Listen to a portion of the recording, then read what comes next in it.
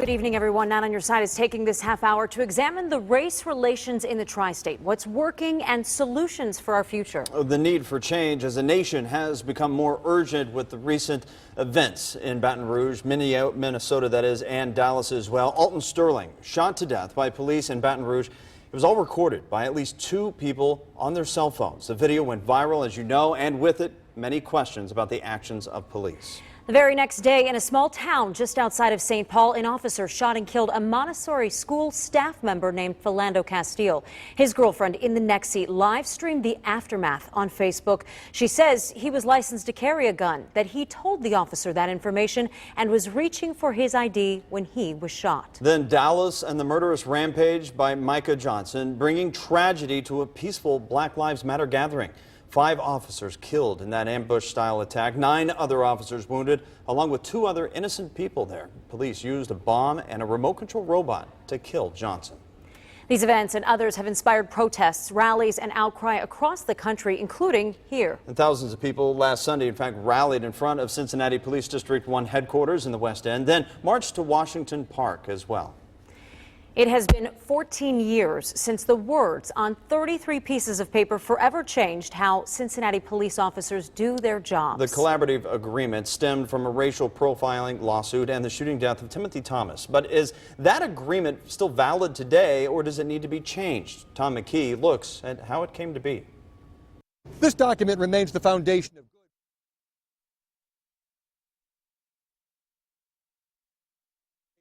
but it's still valuable and very valid. April 12, 2002, U.S. Attorney General John Ashcroft joins the Black United Front, ACLU, FOP, Cincinnati police and city leaders in signing the collaborative agreement. I dream that someday people in other settings who are having problems will say, let's get some of those folks from Cincinnati to come and tell us how to work together to solve our problems. That's exactly what happened, but it took years of work and growing pains to get there. It followed 5 days of civil unrest after the Timothy Thomas shooting in 2001. It ended a racial profiling lawsuit against the police department. It called for CPOP, community problem-oriented policing, mutual accountability, changed the use of force procedures, and created a citizen complaint authority. Fast forward to 2016 and Cincinnati Police Chief Elliot Isaac. I think it's laid a very solid foundation of where we need to go with police and community relations. Transparency and dialogue. Those are the 2 most important values for civil rights attorney Al Gerhardstein. We have stayed in touch with the FOP, with the police leadership, with the community, with the business people, and with the city administration for 15 years. The collaborative is the police culture right now, according to FOP President Sergeant Dan Hills, with transparency the most important component. If you believe in what you're doing, if you're proud of what you're doing, if you're going to point it out to everybody else that you're doing something that's better than anybody else in the country, then you better be open about it. For example, if there's an officer-involved shooting, police call a news conference within 24 hours to release information, and all the stakeholders are there. When problems come up, we gather. Data shows it's working. Arrests the past decade are down 40%. Violent crime has been reduced by a similar amount. But does anything need to change? Some wording, perhaps. The original document mentions cruiser cams, but body cameras go in service August 1st. Beyond that? Now, we're not perfect, and it's a never-ending process. Mayor John Cranley says keep talking. Regular meeting, regular training, regular oversight. It's the day-to-day process of trying to get better. It's a living document that needs to continue to grow. We need to stay vigilant about our openness to dialogue between the law enforcement officers themselves and the community. I hope there's more of an emphasis on community support of the police. The city continually gets inquiries from police departments across the country about the Cincinnati model and what went right. Chief Isaac says while that's a feather in the cap of the department, there's still lots of work to be done. Tom McKee, Not on Your Side, downtown. All right, Tom, thank you. And tonight, we've actually brought together people from across the community to talk about what we're doing right here in the Queen City and where some changes are actually needed. So in this part of the program, we're going to talk to Greg Baker, the UC Director of Police Community Relations, who signed the collaborative agreement. Also, Iris Rowley, a longstanding activist in our community, and Eddie Hawkins, the president of the Sentinels, the Association of the African American Officers in the Cincinnati Police Department. All three of you, thank you for being here. Thank you. Well, thank you. All right, let's start with the collaborative agreement. Greg, you actually signed this document. Looking back, do you think it really changed the face of race relations here in Cincinnati? Absolutely. I wasn't a signer of the document, but I was involved in the negotiations that brought it about and was involved as a city's team member. Mm-hmm.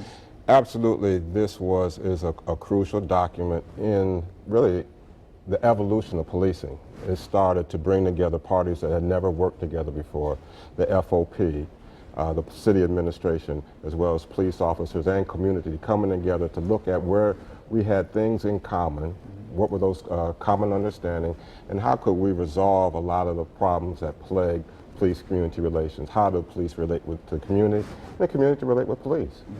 And Iris, you were very involved back then in all of these discussions. Do you think that it has served its purpose, and do you think there are any changes that need to be made to this collaborative agreement? Oh, of course, and not just involved, but as the project manager for the Cincinnati Black United Front, that is how we designed how we got here. So we were actually problem solving before we actually got a document called the collaborative agreement. This is the very first one. You have the original. Yeah, this is right the original now. Wow. document. It's 15 years worth of notes. And so we still, as Greg said, we still meet regularly.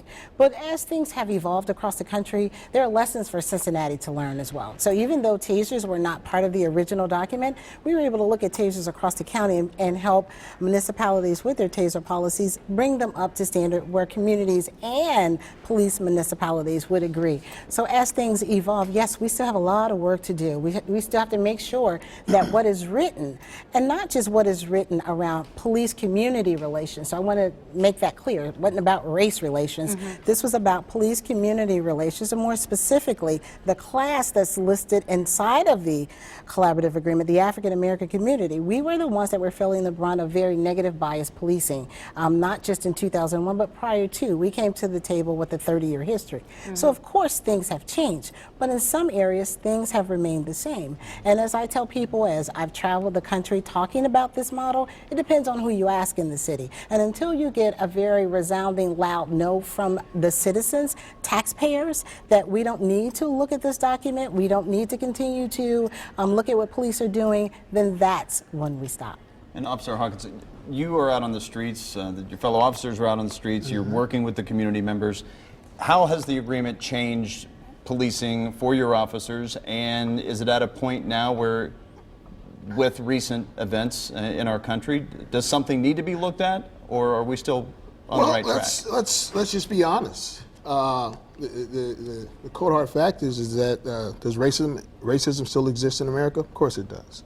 And I will continue to stress to individuals that failure to recognize that is probably the biggest crime of all, on both ends. Does the community have a lack of trust for the police based on actions beyond sometimes our control? Of course they do. Sometimes maybe law enforcement may have preconceived notions about an individual based on what they've seen. Of course it does. The key word in the collaborative to me is collaboration.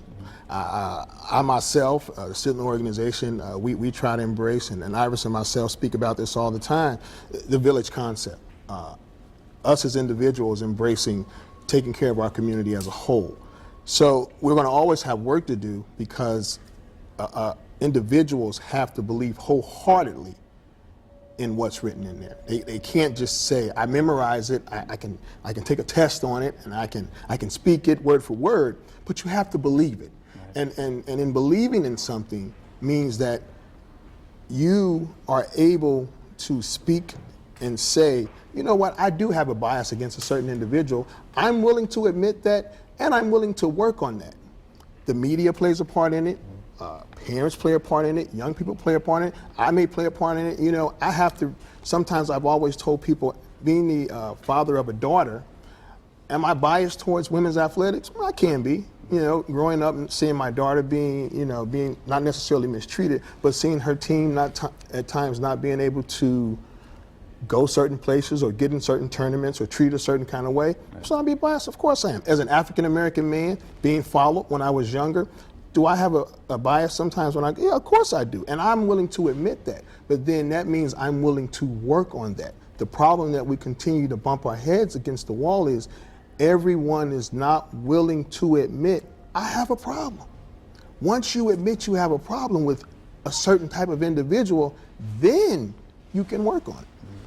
Makes sense. Makes a lot of sense. We're going to continue this discussion. We also want to talk about last week's violence that impacted people all across the country, including some here in Cincinnati. One local church held a panel of police officers to listen to these concerns coming from people right here in our community. In fact, Knight on your side was there. We covered the event last Friday, and we spoke to one teenager about how he feels when it comes to relations with police in Cincinnati. Listen. A couple years back, I kind of thought him as my role model, and like wanted to like look up to them and all. And then nowadays, it's like I don't know. Like, I really just don't know. It's a powerful statement from a kid who speaks to how this issue has really passed from one generation to the next. And we want some reaction from you guys on the panel to that. And, you know, I'm sure you've been talking to people in the wake of last week and over the past 15 years, really. You know, what's your take on that? I think we're at a real delicate point in terms of police-community relations. I have not seen this level of divisiveness and the two sides being this polarized since probably the 1960s. We have a lot of rhetoric at each extreme and really a lack of empathy and understanding each other's perspectives. So we need to really emphasize, double down on police-community relations now to get the two sides together to look for those areas of common understanding and common ground. I'm sorry, Greg. Go ahead. I think the collaborative agreement is a good place to start. I think the work that we did 14, 15 years ago set out some of the tenets, the pillars, the things that can be built on. Is it current? I think that there's a time to refresh, revisit a lot of the terms and conditions in both of those in that agreement. How do we look at policing strategies? At the time, community problem-oriented policing was the thing. Is there something new? Is there another best practice out? And when you look at training, there's a different types of training out that weren't available 14, 15 years ago. Terms weren't even out then. Implicit bias training, some of the things that Eddie Hawkins was talking about in terms of people's bias. There's training now that's being offered from at the Department of Justice level to talk about recognizing people's implicit biases. I believe that there should be an opportunity for not only police to go through that training, but jointly with community members to sit down together and look at each other's biases and trying to bridge that gap. Technology, obviously, things have changed in over 10, 15 years. Yeah. So at the time that we put the collaborative agreement together, we didn't even have body cameras. The big thing was the smartphones around here capturing everything that's going on anyway. So certainly there's room to revisit, look at the agreement, poll the community, do surveys, look at police community perceptions of individuals of each side, and then I think we have a document that would establish a good framework, a foundation to build upon, but refresh it, 10 years, 15 years later. That's a good systematic answer, and I like that. I like some of the things that Greg has said. But even as because we're still at the table. We've not stopped. And so I don't want you all to think that the parties, because we agreed in Judge Delotte's courtroom, but that we would continue to speak. So here's where we can just start. Here's a start. Because I think we're at a very critical time, but people want something different. And leadership doesn't just check the box that the last person that they took the job from does. They do things differently. How we got here in 2001 is that we had to be honest and we had to be grown up. And so we need to be honest and we need to grow up at this particular point. So we talk about the new technology. Let's talk about body-worn cameras. The policy has two glaring loopholes for community members. I had a 6-day conference around community police relations just this past April. Yes, just in April. So community members did give their voices and they weighed in heavily on body-worn cameras based on what they're seeing happening across the country. But still, we have that loophole inside of our policy. So let our leaders, our elected officials, our police brass do what the citizens, taxpayers are asking them to do and have full transparency. It's it's so easy, it's almost stupid. And so we can do it now because we say we are the model. Well, Iris Rowley has been in this game for 15 years, and I'm telling you that we're no longer that model because we won't stay vigilant. We won't make this in the forefront of our minds and our hearts and our bodies and what we do constantly. We do meet, we do talk, but you know, we still have issues, and so we still have things that we can do right now that would help people say, I believe what Greg Baker is saying. Right. I believe in Eddie Hawkins. If we don't, we only make his job harder. Right. And Iris, that's such an interesting point because I was just about to point out that Cincinnati is used as such a model for other cities across the country, and you're saying maybe we're not anymore. Maybe so we're not. We've got a lot more to talk about, and we are going to get to that when we come back. We will be right back with more on this 9 on Your Side special at 7, Coming Together. You're watching a 9 on Your Side at 7 special report, Coming Together.